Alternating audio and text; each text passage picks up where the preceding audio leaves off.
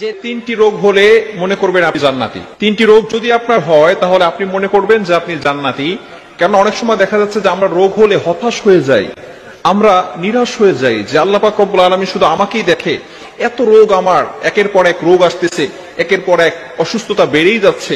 অনেক সময় দেখা যাচ্ছে যে আমরা আল্লাহ তাআলার উপরে অভিযোগ করে বসি। খবরদার, এটা কখনো করা যাবে না। অসুস্থতা হচ্ছে আল্লাহ তাআলার সবচেয়ে বড় একটি নিয়ামত।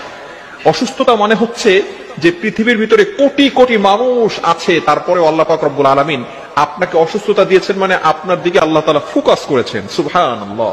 অবশ্যই আপনাকে স্মরণ রাখতে হবে যে অসুস্থতা, বিপদ মানে হচ্ছে আল্লাহ পাক রব্বুল আলামিন আপনাকে খুশি হয়ে দিচ্ছেন। কিন্তু অনেক সময় বান্দা এটাকে খুশি মনে নেয় না, বান্দা আল্লাহর প্রতি নারাজ হয়ে যান, বান্দা আল্লাহর প্রতি অসন্তুষ্ট হয়ে যায়, অভিযোগ করতে থাকে।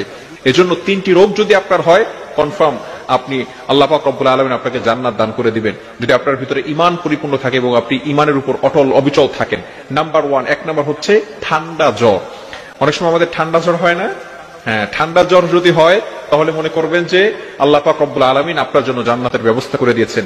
এই জ্বর হলে আল্লাহ পাক রব্বুল আলামিন মানুষের পিছনের যে গুনাহগুলো আছে সেই গুনাহগুলো মাফ করে দেয়, বলেন সুবহানাল্লাহ।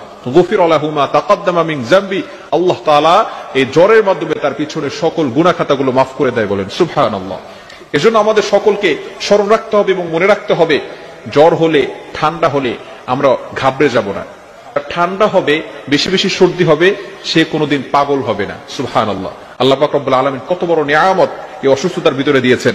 এজন্য এক নম্বরে যাদের ঠান্ডা জ্বর, সর্দি জ্বর যাদের হবে, আল্লাহ পাক রব্বুল আলামিন তাদের জন্য জান্নাতের ব্যবস্থা করে দিবেন, তাদের জন্য জান্নাতের পথ সহজ করে দিবেন, অর্থাৎ এই অসুস্থতার মাধ্যমে আল্লাহ তাআলা তার পিছনের গুনাহকে মাফ করিয়ে দিবেন। দ্বিতীয় নাম্বার যেটা, সেটা হচ্ছে চুলকানি বা অ্যালার্জি। আমাদের অনেকের চুলকানি আছে, অ্যালার্জি আছে। আমরা অসন্তুষ্ট হয়ে যাই যে আমার শরীরে কেন এত চুলকানি, আমার শরীরে কেন এত অ্যালার্জি। আমরা অনেক সময় এভাবে বলে থাকি, নো, এটা করা যাবে না। চুলকানি বা অ্যালার্জি হলে মনে করবেন যে আল্লাহ পাক রব্বুল আলামিন আপনাকে জান্নাতে যাওয়ার জন্য পথ সহজ করে দিচ্ছেন, অর্থাৎ আল্লাহ পাক রব্বুল আলামিন আপনাকে জান্নাতে দিবেন।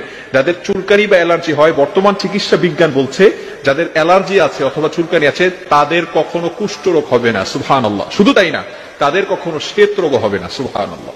এজন্য চুলকানি, অ্যালার্জি যাদের থাকবে, আল্লাহ পাক রব্বুল আলামিন তাদের জন্য জান্নাতের ব্যবস্থা করে দিয়েছেন। তৃতীয় নাম্বার হচ্ছে অনেকের চোখ ওঠে। চোখ উঠলে মনে করবেন আপনি জান্নাতি। অনেক সময় দেখা যাচ্ছে যে আমাদের মাঝে মধ্যে চোখ উঠে যায়। চোখ উঠলে মনে রাখবেন, বর্তমান চিকিৎসা বিজ্ঞান বলছে যাদের চোখ উঠে তারা কখনো অন্ধ হয় না। আল্লাহ রাসূল সাল্লাল্লাহু আলাইহি সাল্লাম এই ব্যাপারে ঘোষণা দিয়েছেন যে চোখ উঠলে আল্লাহ পাক রব্বুল আলামিন তাদেরকে অন্ধ করেন না। এজন্য এই যে রোগগুলো, এই রোগগুলোর মাধ্যমে আল্লাহ পাক রব্বুল আলামিন মানুষকে সকল বিপদ আপদ থেকে, এবং দেখা যাচ্ছে যে পিছনের বান্দা যে গুনাহগুলো করে এই গুনাহগুলো আল্লাহ পাক রব্বুল আলামিন ঝরিয়ে দেন। এজন্য এই যে আমাদের অসুস্থতা হয়, এই অসুস্থতার জন্য আমরা ঘাবড়ে যাব না। মুমিন কখনো আশা হারায় না, মুমিন কখনো হতাশ হয় না, মুমিন কখনো নিরাশ হয়ে যায় না। এজন্য আমরা সবসময় আল্লাহ তাআলার উপর ভরসা রাখবো এবং আমরা অসুস্থ হয়ে গেলেই সাথে সাথে ডক্টরের শরণাপন্ন হব না। আমরা দু একদিন ওয়েট করি, আমরা আল্লাহ তাআলার উপর সন্তুষ্ট থাকি।